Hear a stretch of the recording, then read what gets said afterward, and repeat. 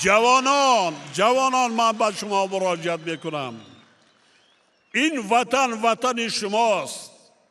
این سرزمین اجدادی از شماست.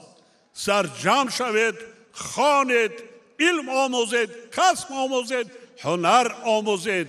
آینده وطن خود را شاهی بکنید، دیده سعادت جهان را.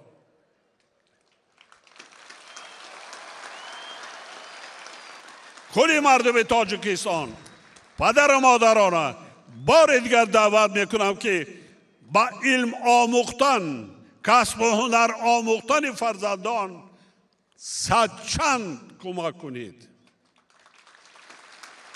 صدچند در این جهان هزاره سه همان ملت ها، همان دولت های عمر و بسر برده میتوانند که اگر از لحاظ علمی و تکنولوژی پیشرفت باشد، از لحاظ سوادناکی ملتشان پیشرفت باشد.